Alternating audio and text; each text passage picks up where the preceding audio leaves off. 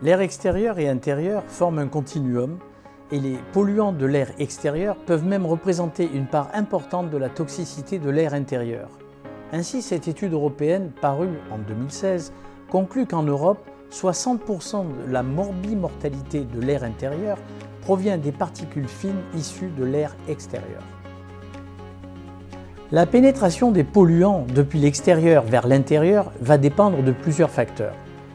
La distance par rapport aux sources émettrices, distance horizontale mais aussi verticale, moins de transfert des polluants routiers aux étages supérieurs des bâtiments, de l'orientation et des dimensions de l'édifice, des aménagements à proximité, par exemple des bâtiments et des espaces végétalisés faisant écran, de la forme et du relief urbain, des conditions météorologiques. En cas de pluie ou de vent, il y aura moins de polluants. Et également de la différence de concentration entre polluants entre intérieur et extérieur.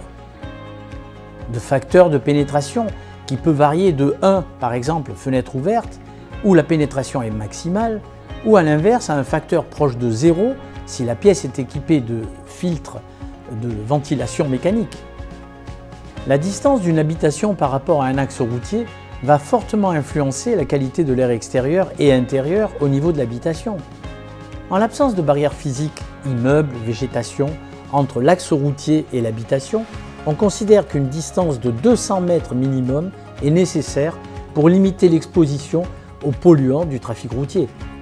Cela dépendra également, bien sûr, de la fréquentation de l'axe routier, qui est considéré comme important au-delà de 10 000 véhicules jour. La diffusion en hauteur des polluants va fortement dépendre des conditions météo, du vent, de la pression atmosphérique.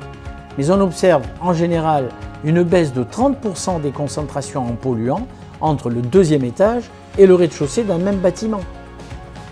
Ce graphique illustre bien la baisse significative des polluants lorsque l'on s'éloigne d'un axe routier.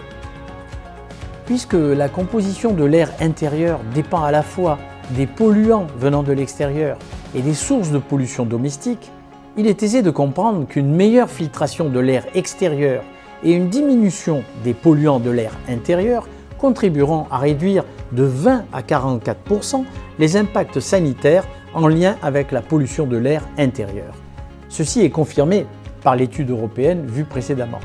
Malheureusement, la pénétration des polluants depuis l'air extérieur vers l'intérieur n'est toujours pas prise en compte dans les diagnostics de qualité de l'air intérieur.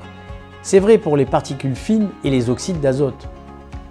L'air extérieur et intérieur forment donc un continuum et il est intéressant de noter que les polluants de l'air intérieur sont également une source de polluants de l'air extérieur, notamment dans les zones rurales d'Asie où cuisson et chauffage se font au bois ou à une autre énergie fossile.